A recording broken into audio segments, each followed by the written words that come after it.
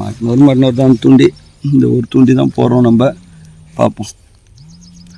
போட்டோடனே கொந்தது, நல்லா கொந்ததுங்க. நேரம் மீன் பிடிச்சா எவ்வளோ மீன் பிடிச்சிருக்கலாம். பார்த்தீங்கன்னா ஒரு 4-5 தான் இது வரைக்கும் பிடிச்சிருக்கேன்.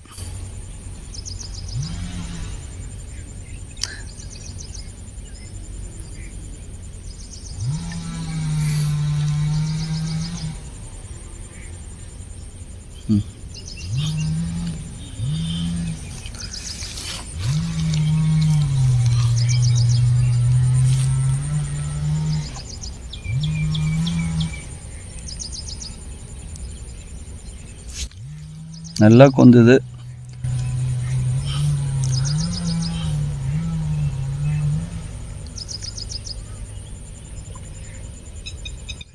கொஞ்சம் உள்ளே இழுத்தா அடிச்சிடலாங்க.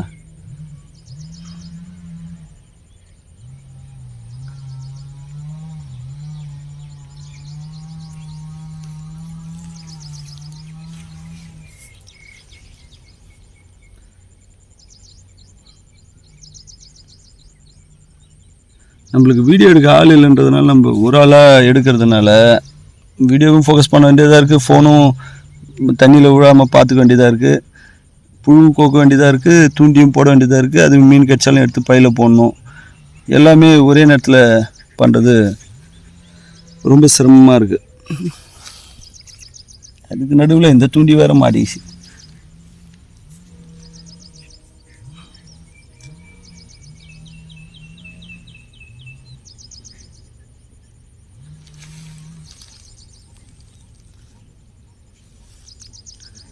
நல்லா கொந்திட்டுருக்கு.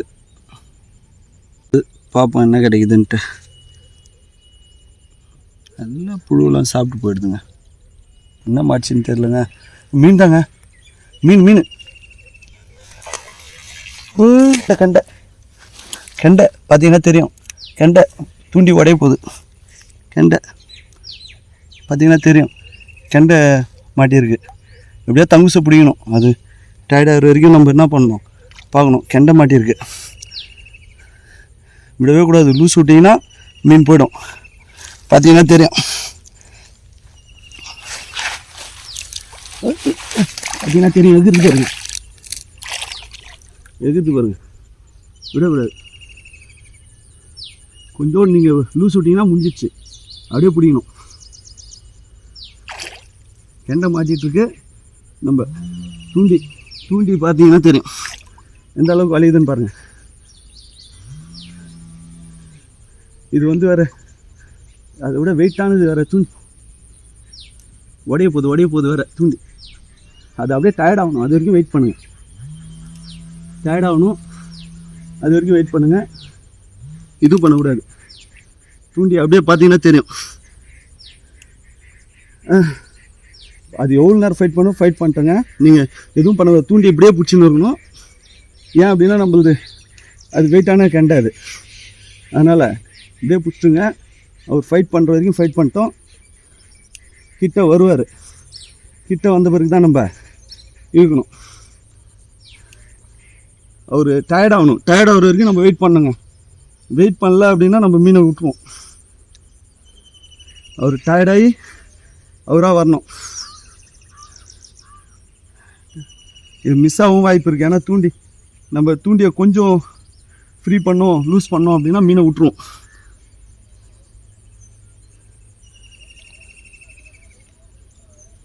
ரொம்ப ஆக்டிவாக இருக்குது மீன். நம்ம இந்த பொசிஷனை மட்டும் மாற்றவே கூடாதுங்க. கொஞ்சோண்டு கீழே விட்டாலும் மீன் மிஸ் ஆகிடும். பார்த்தீங்கன்னா தெரியும். எப்பயுமே மீன் கிடைக்கும் போது, ஏன்னா இந்த மாதிரி எனக்கு 5-6 கெண்டை அடித்து மிஸ் ஆகிருக்கு. நீங்கள் தங்குசை பிடிக்கிறேன்ட்டு நீங்கள் இது பண்ணக்கூடாது. இப்போ பிடிச்சாச்சு தங்குசை. நம்ம அப்படியே என்ன பண்ண வேண்டியது தான், அப்படியே லேண்ட் பண்ணுற வேண்டியது தான். எப்படியாவது அப்படியே லேண்ட் பண்ணிடுங்க. இங்கே சைடில் மாட்டினுக்குது. அப்படியே லேண்ட் பண்ணிடணும். பார்த்தீங்கன்னா தெரியும்.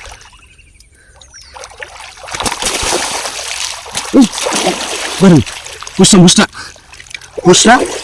ஆனால் ஃபைட் பண்ணிட்டு முடிச்சிட்டேன். ஏப்பா நேரம் எங்கே மாட்டியிருந்தாருன்னா வாலில் மாட்டியிருந்தாருங்க. புதி பிடிச்சிட்டேன். வீடியோ எடுக்க ரொம்ப கஷ்டமாக இருந்தது. பார்த்தீங்கன்னா தெரியும், இவர் ரொம்ப ஃபைட் பண்ணாருங்க. வீடியோ எந்த அளவுக்கு தெரியுதுன்னு தெரியல. நம்ம கை தூண்டியில் பிடிச்ச மீன் பார்த்தீங்க அப்படின்னா ஒரு எடை போட்டு பார்த்தா தான் தெரியும். ஒரு 5 கிலோ 6 கிலோ இருக்கும். நல்லா இது ஆக்சுவலாக வாயில் மாட்டலைங்க, வாலில் மாட்டிருந்துச்சுங்க. அதனால தான் ரொம்ப ஃபைட் பண்ணிச்சு. சரி எடுத்துன்னு போய்டும். அப்புறம் வெளியே போய் உங்களுக்கு வீடியோ காமிக்கிறேன். பார்த்தீங்கன்னா தெரியும், பெரிய கண்டை. இப்போ பெரிய கண்டை இது. யாரும் இல்லை வீடியோ எடுக்க, இல்லைண்ணா இது பண்ணலாம். இப்படி வச்சு நானே நின்று காமிக்கிறேன் எந்த அளவுக்கு இருக்குன்ட்டு. பார்த்தீங்கன்னா தெரியும். பாருங்க, குழந்தை மாதிரி இருக்கிறார் பாருங்க. அப்பா கை தூண்டியில் பிடிச்சதுங்க. இந்த சைஸ் பார்த்தீங்கன்னா இங்கே பாருங்க, என் கை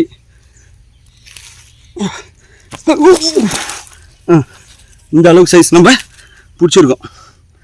ஓகே, நன்றி மக்களே.